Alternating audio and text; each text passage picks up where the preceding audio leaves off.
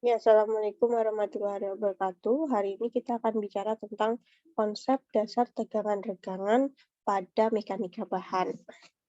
Ya, jadi yang akan kita bahas ada 6, ada pendahuluan, lalu ada konsep tegangan regangan, lalu ada tegangan normal, lalu ada tarikan dan tegangannya, lalu ada modulus elastis, dan ada elastis dan plastisnya terlebih dahulu yang akan kita bahas dari materi hari ini. Nah, pendahuluan. Statistika adalah ilmu yang mempelajari gaya dan sistem gaya yang bekerja pada benda kaku yang diam. Nah, berdasarkan prinsip mekanika bahan, bahwa ada benda elastis terhadap kondisi internal jika mengalami kondisi pembebanan yang bervariasi. Nah, mekanika bahan juga dapat disebut sebagai ilmu yang mempelajari hubungan antara gaya luar yang bekerja pada benda elastis dan tegangan-regangan dalam yang disebabkan oleh gaya-gaya yang bekerja. Pada struktur, kita mengabaikan perubahan dimensi, atau benda kita anggap sebagai kaku, dia tidak ada perubahan. Tetapi di mekanika bahan, tidak selalu semua benda itu kaku. Jadi, walaupun kita lihat mungkin beton, kolom, balok itu yang kita lihat aspal atau jalan itu adalah kita lihat dia adalah kaku, padahal kalau kita lihat dari konsep mekanika bahannya, benda-benda tersebut dianggap tidak kaku, namun dia memiliki kondisi perubahan dimensi. Nah, itu yang akan kita pelajari. Nah, kalau kita akan mendesain sebuah bangunan, misalnya kita akan rencanakan dengan menggunakan konstruksi beton bertulang atau konstruksi baja, tentunya kita akan berhadapan dengan beberapa parameter seperti F absensi, Fs, Fy, Fu, ES, EY, EC, EC, dan ES. Ya. Nah, parameter-parameter tersebut adalah parameter yang berkenaan dengan tegangan, ya, regangannya, dan modulus elastis. Jadi, nah, tegangan ini berhubungan dengan Fs, Fs, dan Fy, Fu. Ya, F ini. C, S, Y, U ini adalah bendanya. Ini C balok, ya, Y itu baja, Fs itu Fu itu kayu dan lain-lainnya. Tapi F-nya adalah tegangan. Tegangannya adalah E 3 terbalik seperti ini. Lalu modulus elastis itu E besar. Ya, belakangnya adalah jenis bahannya atau bendanya.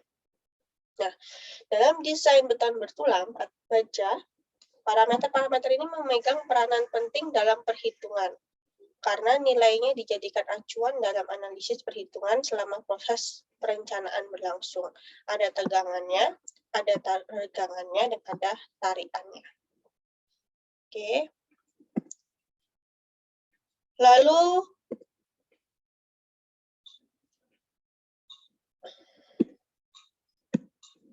ya, jika kita hendak mengangkat sebuah benda, tetapi kita tidak memiliki mesin angkat, maka benda tersebut dapat kita angkat menggunakan bantuan katrol dan tali. Jadi kalau misalnya kita lihat ini adalah salah satunya adalah ini adalah salah satunya adalah alat bantu kita untuk mengangkat sebuah benda jika kita tidak bisa mengangkat benda tersebut terlalu berat. Ya, nah katrol memancat erat pada balok, ya ini katrol memancat berat pada balok. Di atas tali ditempatkan pada roll katrol, ya. Jadi talinya diletakkan pada roll katrolnya. Apa yang terjadi pada kasus ini? Nah, benda tersebut akan bergantung pada salah satu ujungnya, benda tersebut akan bergantung pada salah ujungnya, dan ditarik oleh kita, akan kita tarik ke bawah seperti ini. Nah, tali yang tertarik akan tegang, dia akan menegang kan di sini, dia akan tegang. Sehingga balok katrol dapat dianggap sebagai sebuah struktur. Jadi baloknya ini akan dianggap sebuah struktur. Ini adalah tegangan. Jadi kalau konsep tegangan atau stress, ya kan, kita bisa mengambil itu dari contoh mengangkat barang menggunakan katrol, di mana tarik tegangannya itu akan terlihat pada tarikan dari tegangan pada si talinya, ya. Jadi talinya itu akan mengalami konsep tegangan karena ditarik. Ya, ada berat di bawah, kita tarik sehingga talinya menegang, sehingga dikatakan adalah tegangan. Lalu,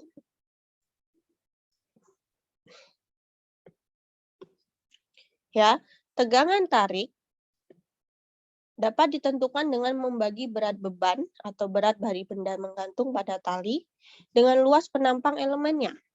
Tali yang memegang benda tersebut bisa kita tuliskan rumusnya adalah tegangan normal dibagi gaya aksial tegangan normal sama dengan gaya aksial dibagi dengan luas penampang talinya. Ya. Nah, penyebab terjadi tegangan pada suatu benda tidak hanya dari gaya tarik saja, tetapi juga bisa dari gaya tekan dan gaya lentur. Ya, jadi tegangan itu tidak hanya pada gaya tarik, bisa gaya tekan, juga bisa gaya lentur. Jadi rumus ini bisa untuk seluruh gaya. Untuk mencari tegangan normal, bisa menggunakan seluruh gaya. Bisa gaya tarik, gaya tekan, dan gaya lenturnya.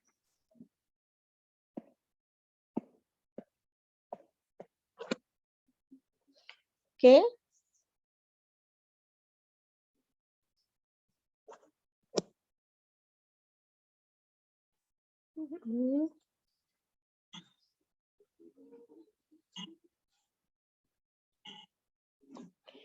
Oke, nah benda yang menggantung pada tali, kalau regangan adalah benda yang menggantung pada tali yang menimbulkan gaya tarik pada talinya, sehingga tali memberikan perlawanan berupa gaya dalam yang sebanding dengan berat benda yang dipikulnya. Ingat, gaya aksi itu harus sama dengan reaksinya. Jadi kalau misalnya tadi ada benda, ya kan, ditarik. Nah, berat benda ini harus sama dengan gaya tarik yang dilakukan pada tangan tadi.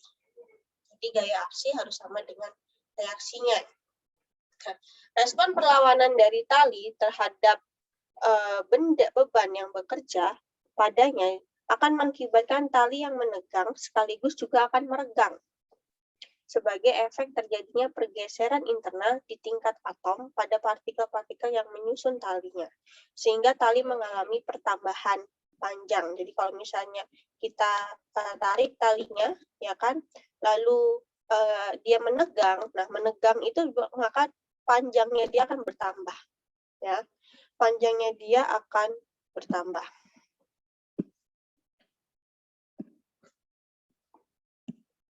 Oke.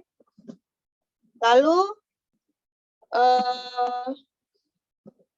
jika kalau untuk regangan, jika pada akhir tali telah mengalami pertambahan panjang atau delta L dari semula sepanjang L, jadi ini adalah pertambahan panjang kalau delta L, ya. Delta L itu adalah pertambahan panjang, ini bisa pertambahan panjang, bisa perpendekan, dia tetap adalah delta L. Jadi jarak yang memanjang atau memendek tersebut, ya kan, maka regangan yang terjadi pada tali merupakan perbandingan antara penambahan panjang yang terjadi terhadap panjang mula-mula. Nah, maka tegangan bisa kita rumuskan adalah delta L pertambahan panjang dibagi dengan panjang awal atau semula. Ya. Nah, lalu konsep pada tegangan-regangan. Nah, jika suatu bahan pada suhu kamar dikenai gaya statis, di mana perubahannya sangat lambat terhadap waktu, maka bahan tersebut dikatakan telah mengalami pengujian tegangan-regangan secara sederhana. Ada 3 jenis gaya yang terpakai yang dapat dikenakan pada bahan, yaitu ada gaya tarik, ya, ada gaya tarik, ada gaya tekannya, dan ada gaya gesernya. Oke, nah, jika kita mau mencari tegangan dan regangannya, maka kita harus tahu konsep dari tegangan-regangan. Ya, benda aslinya adalah garis putus-putus. Kita bisa melihat benda aslinya adalah garis putus-putus. Saya bisa pakai, nah, benda aslinya adalah garis putus-putus. Lalu jika dia mengalami konsep tegangan-regangan, ya kan, maka kondisinya dia bisa mengalami pertambahan panjang atau pemendekan. Jadi kalau kita lihat di konsep A, ya kan, dia mengalami penambahan panjang karena dia mengalami gaya tarik, ya, tarik keluar, sehingga dia mengalami perpanjangan. Nah, kalau konsep B, dia mengalami gaya tekan. Kalau dia mengalami gaya tekan, maka dia akan lebih memendek. Jadi kondisi awalnya adalah yang putus-putus, ditekan, maka dia akan memendek. Nah, untuk konsep C adalah gaya geser. Ya. Nah, berarti kalau dia gaya geser, dia mengalami gaya ke kiri atau ke kanan. Ya kan? Sehingga dia mengalami perpindahannya atau penambahan panjangnya berupa ke kiri dan ke kanan. Itu adalah konsep dari tegangan-tegangan. Nah, untuk tegangan normal, konsep paling dasar dalam mekanika bahan adalah tegangan dan regangan yang dapat diilustrasikan dalam bentuk paling mendasar dengan meninjau sebuah batang prismatik yang mengalami gaya aksial, ya, untuk tegangan normal. Batang prismatik adalah sebuah elemen struktur lurus yang mempunyai penampang konstan di seluruh panjangnya. Nah, gaya aksial adalah beban yang mempunyai arah sama dengan sumbu elemen sehingga mengakibatkan terjadinya tarikan atau desakan pada batangnya. Nah, tegangan interval dibentang terlihat bila kita membuat potongan tegak lurus sumbu memanjang batang yang disebut dengan potongan atau penampang lintangnya. Nah, intensitas gaya yaitu gaya persatuan luas disebut dengan tegangan dan notasinya adalah seperti ini. Ya, sebutannya adalah do. Oke, do, sebutannya adalah do. Nah, batang yang mengalami pembebanan pada kedua ujungnya dengan gaya aksial P yang sama, besar tetapi berlawanan arah, maka kita lihat pada gambar 4.1 ini, maka batang akan dikatakan mengalami tarikan. Jadi ini adalah batang perismatik, jadi kalau kalian bahas di slide sebelumnya, apa itu batang perismatik? Batang perismatik adalah batang seperti ini, ya kan?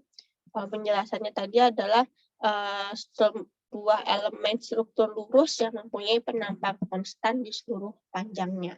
Bisa berupa balok, bisa berupa kolom. Bisa segi empat, bisa lingkaran, apapun. Yang penting dia adalah penampang lurus yang memiliki penampang konstan di seluruhnya. Jadi sama, ya, sama penampangnya, dimensinya sama. Nah, pada gambar 4.1, maka kita katakan mengalami tarikan. Karena apa? Karena dia mengalami pembebanan kedua ujungnya sama besar tapi berlawanan arah. Yang satu ke kanan, yang satu ke kiri. Ya. Begitu juga yang pada gambar 4.2, dia dikatakan mengalami tekanan, ya, sama-sama mengalami memiliki gaya aksial yang besar, tetapi kalau gaya aksial yang kiri dia masuk, sama-sama masuk, tapi masuknya berlawanan arah. Oke ya. Lalu, nah, tarikan dan tegangan. Pada gambar tadi, kita menunjukkan batang logam lurus dengan penampang konstan sepanjang B sampai C. Batang dengan luasan penampang konstan seperti ini disebut batang perismatik. Nah, batang mengalami pembebanan pada kedua ujungnya dengan gaya aksial P yang sama besar tetapi berlawanan arah.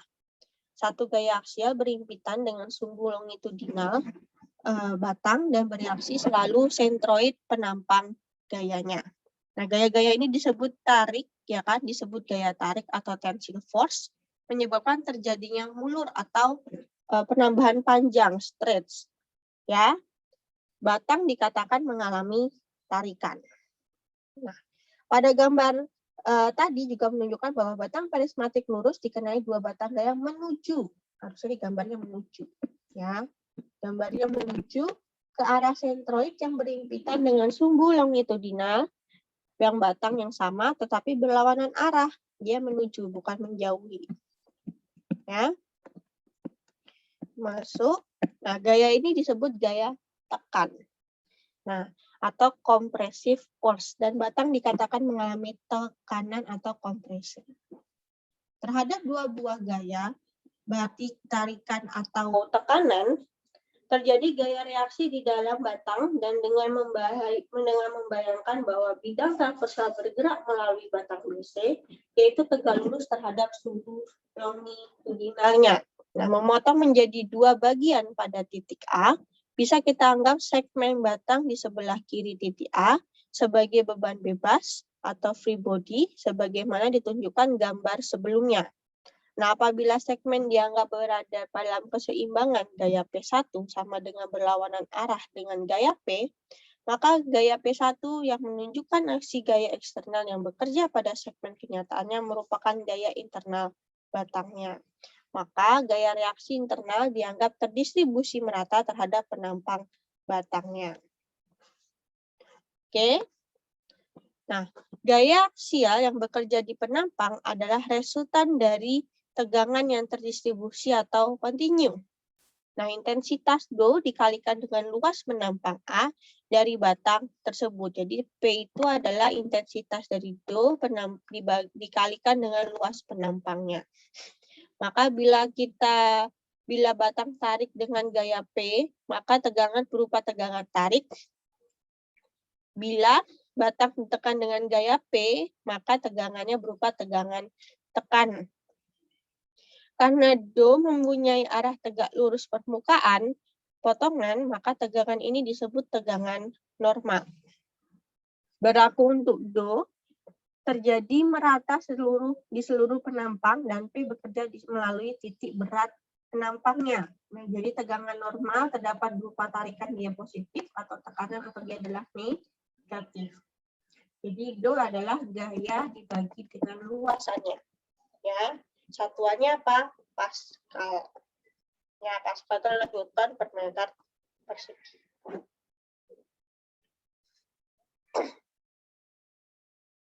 Contoh, saya punya contoh. Saya punya tentukan tegangan mana yang lebih besar. Jika saya punya batang aluminium berukuran 24,6 mm dikalikan 30,7 mm dengan bebannya adalah 7.640 kg, dengan batang baja yang diameternya 12,8 dengan bebannya adalah 5.000 kg, jika diketahui nilai gravitasi adalah 9,8 meter per second kuadrat, maka tegangan mana yang lebih besar? Oke, rumus tegangan itu adalah Do, ya kan? F atau P dibagi dengan A. F atau P ini bisa kita katakan adalah nilai W sama dengan W. W itu adalah sama, ya. Jadi ini P pada benda, ya kan?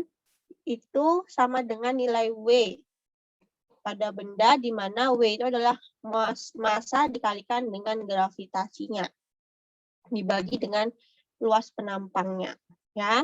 Massa dikalikan dengan gravitasinya dibagi dengan luas penampangnya. Maka untuk batang aluminium tadi massanya 7.640 dikalikan 9,8 dibagi dengan luas penampangnya.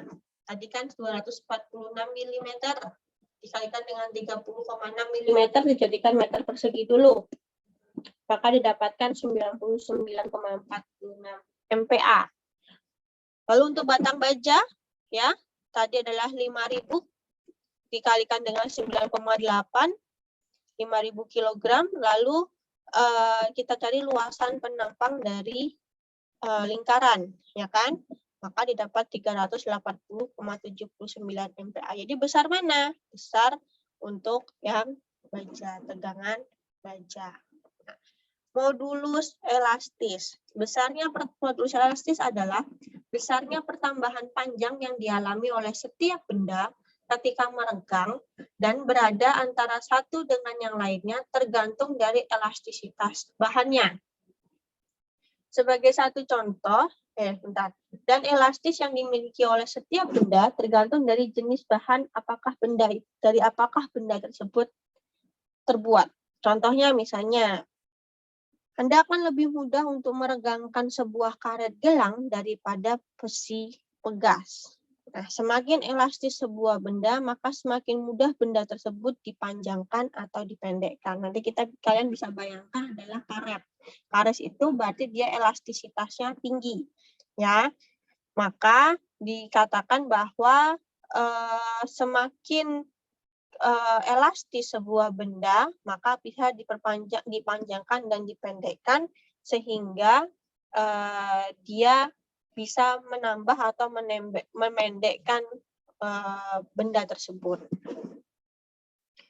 Lalu semakin besar gaya yang bekerja pada suatu benda, maka semakin besar pula tegangan dan regangan yang terjadi pada benda itu, sehingga semakin besar pula pemanjangan atau pemendekan dari benda tersebut.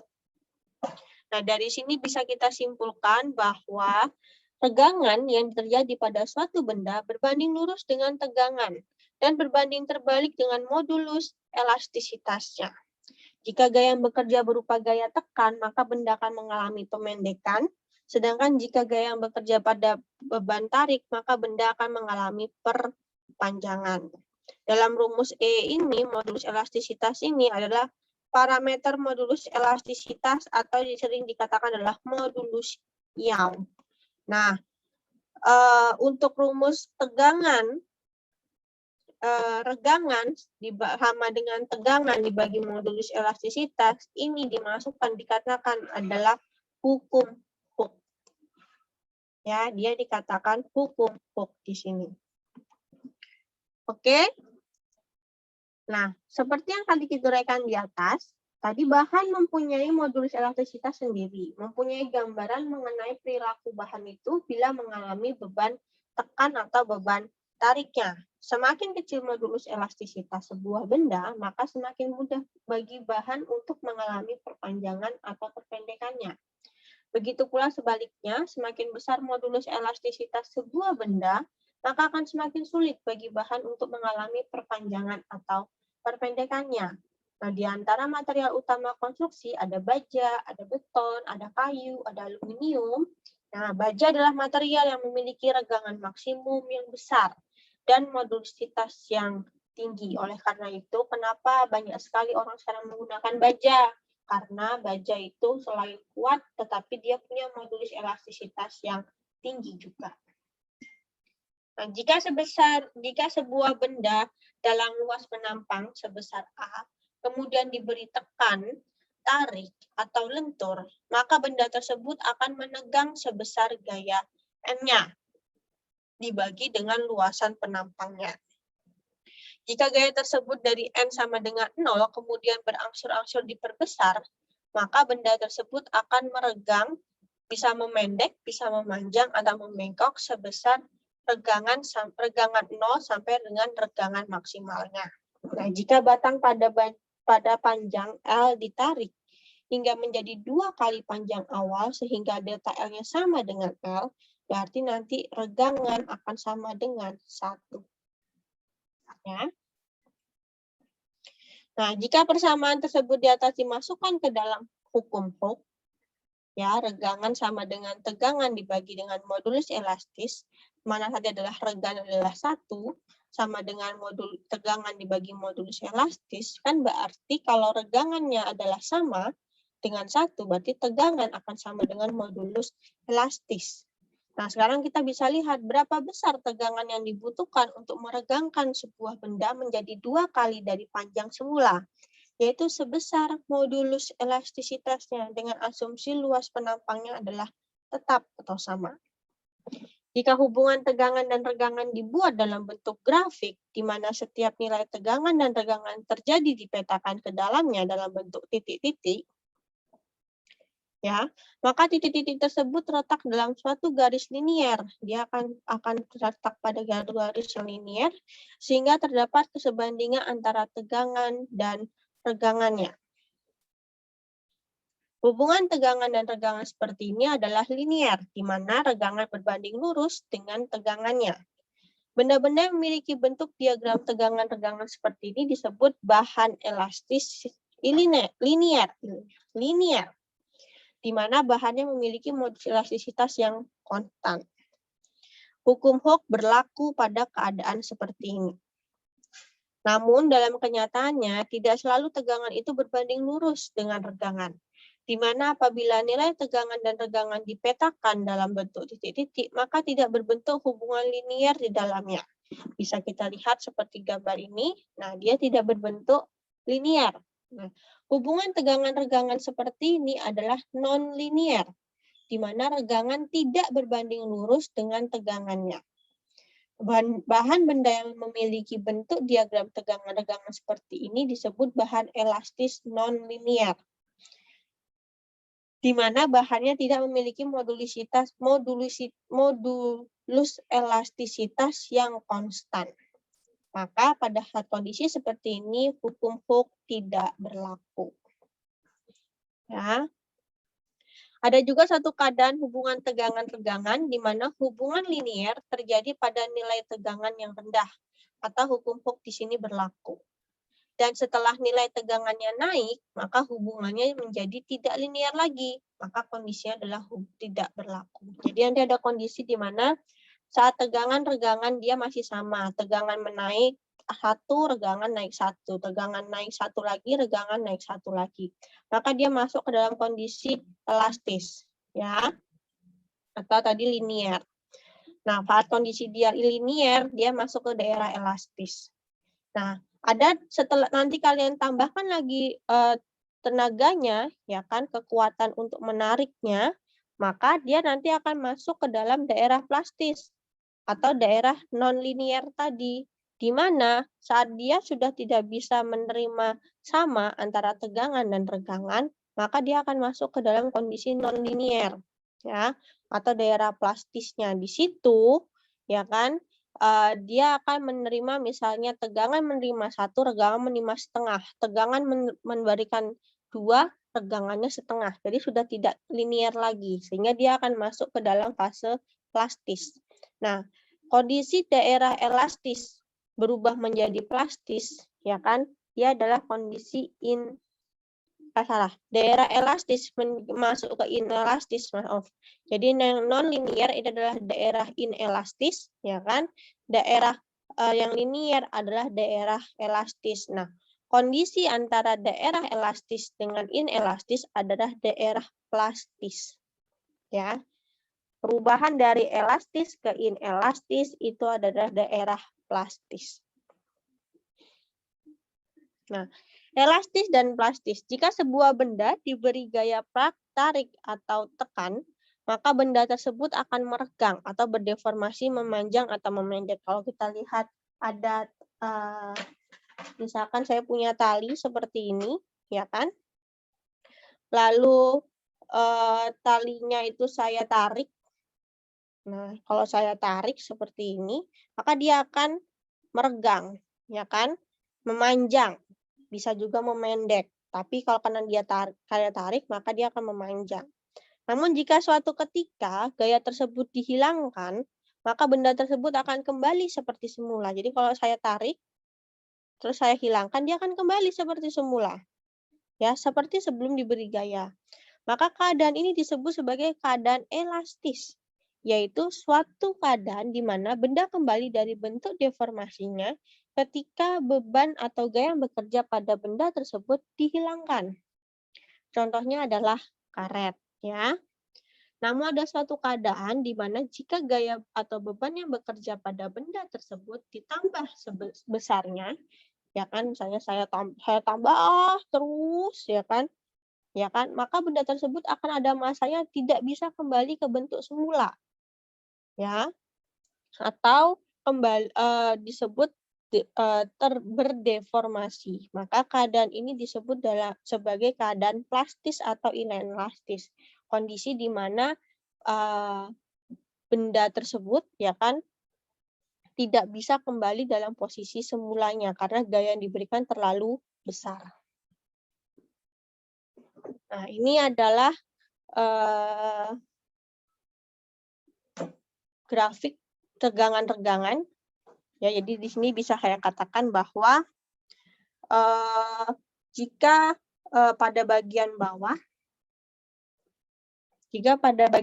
ini adalah masuk ke dalam daerah elastis, di mana saat regangan meningkat, tegangan meningkat, regangan meningkat, tegangan meningkat. Itu masih dalam kondisi linier. Jadi kalau regangan meningkat 1, tegangan meningkat 1, regangan meningkat 2, tegangan meningkat 2, sama. Ya, ini masuk ke dalam daerah elastis. Hukum Hooke berlaku di sini. lalu saya tambahkan terus, ya kan? Jadi saya misalkan tali tadi, saya tambah pertama saya pelan-pelan, ya kan? Saya tarik kanan, saya tarik 1, kiri saya tarik 1, ya kan? Sama. Yang kedua kanan saya tarik 1 lagi, kiri saya tarik 1 lagi, sama, ya kan? Dia masih bisa menerima, masih bisa menerima. Nah, nanti masuk ke dalam kondisi saya tarik, saya tambahkan lagi, saya tambahkan lagi, saya tambahkan lagi tenaganya, maka masuk ke dalam kondisi plastis atau kondisi non-linear ini. Di mana kalau regangan saya naikkan 1, maka tegangan akan hanya setengah. Kalau regangan saya naikkan 2, maka tegangannya akan menjadi cuma 1/8 misalnya, 0,8-nya. Jadi tidak linear lagi, ya. Sehingga dia akan membentuk sebuah grafik yang non-linear seperti ini. Kalau ini adalah kondisi linear, ini adalah kondisi non-linear di mana tenaga atau beban yang kita tambahkan kepada benda tersebut menjadi lebih banyak. Tetapi benda tersebut menjadi tidak bisa menerima kondisinya, ya kan? Kita tambahkan terus, kita tambahkan terus, kita tambahkan terus, ya kan? Tenaganya atau bebannya, ya, maka dia akan masuk ke dalam titik batas, di mana dia di sini adalah titik maksimal yang bisa dia terima, untuk beban tersebut. Lalu kondisinya dia nanti adalah setelah mendapati titik batas, dia malah menurun. Ya, dia malah menurun sampai nanti kondisinya adalah putus atau runtuh. Nah, untuk yang bagian bawah ada daerah elastis, untuk bagian adalah daerah plastis, antara elastis dan plastis itu ada namanya daerah inelastis. Dia sudah tidak elastis tapi belum masuk plastis, ya kan? Masih antara daerah elastis dan daerah plastis. Ya, yang pada daerah yang dia masuk regangan leleh, nanti dia di sini regangan batas, ini adalah regangan batasnya, ini adalah regangan putusnya. Ini dikatakan adalah diagram regangan-regangan, di mana kondisi tegangan ini menjadi kondisi sampai dia awal diberikan beban sampai dia kondisi putusnya. Nah, untuk elastis dan plastis, pada kondisi awal di mana beban bekerja, perpanjangan deformasi akan hilang jika beban dihilangkan. Nah, jika beban terus ditingkatkan sehingga tegangan terus bertambah, maka pada suatu titik atau batas tertentu, perpanjangannya tidak bisa hilang seluruhnya, alias terjadi regangan permanen. Titik di mana mulai terjadi perpanjangan atau deformasi secara permanen ini adalah titik leleh. Sedangkan regangan yang terjadi pada titik itu terjadi disebut sebagai regangan leleh. Dan tegangan yang mengakibatkannya disebut tegangan leleh. Saat titik leleh ini tercapai, maka hubungan tegangan-regangan sudah tidak linear lagi. Perpanjangan atau deformasi dari benda sudah tidak elastis lagi, tetapi sudah masuk ke dalam plastis atau inelastis. Nah, jadi sedikit saja tegangan yang dinaikkan, maka perpanjangan atau deformasi akan menjadi berkali-kali lipat jika dibandingkan saat deformasi masih elastis. Dan seandainya tegangan terus ditambahkan, maka pada suatu titik tertentu perpanjangan akan mencapai batasnya tadi. Pada saat dia sudah mencapai batas atau titik batas atau titik ultimate, ya kan, titik tersebut akan mengalami tadi sudah tercapai ke atas, deformasi benda tersebut sudah mencapai puncak, tinggal menunggu saat untuk putus atau runtuh saja, tidak ada kenaikan tegangan lagi, berarti pada deformasi terjadi penurunan. Ya kan? Ini tunjukkan dengan garis kurva yang menurun setelah titik batas tercapai, sehingga sampai suatu titik di mana deformasi atau regangan mencapai putusnya. Nah, titik di mana regangan sudah mencapai runtuh atau putus disebut sebagai titik putus atau runtuh, dan regangan yang terjadi disebut sebagai regangan putus atau runtuh. Sama, ini ada daktalitasnya, hampir sama ya, tadi seperti saya katakan. Tegangan meningkat, tegangan masih linier, di sini kondisi dia sudah fase antara linear mau non-linear, ya kan? Jadi terjadi itu, untuk dia meningkat sampai ke titik batas maksimalnya, mengalami penurunan, mengalami titik putus. Oke, ini adalah diagram dari tegangan-tegangan. Lalu ada duktilitas. Sekarang coba kita perhatikan alur keruntuhan dari sebuah benda, yaitu dimulai dari titik awal tegangan 0 dan tegangannya adalah 0. Sehingga mencapai titik putus atau runtuh. Nah, di sini terlihat bahwa saat deformasi benda sudah mencapai batas atau elastisitasnya, sudah mencapai titik lelehnya, benda tersebut tidak langsung putus, tetapi mengembangkan regangannya terlebih dahulu hingga mencapai titik batasnya, baru kemudian runtuh atau putus. Benda yang memiliki kemampuan seperti ini sanggup mengembangkan regangannya sampai batas maksimal setelah terjadi pelelehan atau mencapai titik lelehnya, maka disebut sebagai benda yang daktil. Semakin daktil suatu benda, maka semakin besar benda tersebut bisa mengembangkan regangan di atas titik lelehnya. Kurva warna merahnya akan semakin panjang dan sebaliknya semakin tidak daktil suatu benda, maka semakin kecil benda tersebut bisa mengembang regangan di atas titik lelehnya, kurva warna merahnya akan semakin memendek. Jadi secara singkat, daktilitas bisa diartikan kemampuan sebuah benda untuk mengembangkan regangan di atas titik lelehnya. Salah satu sifat dari material baja inilah yang harus kita pelajari dalam kaitannya memahami pengertian Fs, Fy, Fu, dan Es dan Ey-nya. Ya, berikut adalah sekilas preview mengenai perilaku material baja tulangan sebagai bahan konstruksi tekniknya. Di sini adalah titik awalnya, ya kan? Di sini ada titik lelehnya, daerah plastis, daerah elastis bagian sini, daerah plastisnya. Lalu daerah strand conditioning-nya di sini, ya, titik ultimate dan titik putus daerah necking-nya di sini. Kalian bisa pelajarin ini di referensi-referensi lainnya.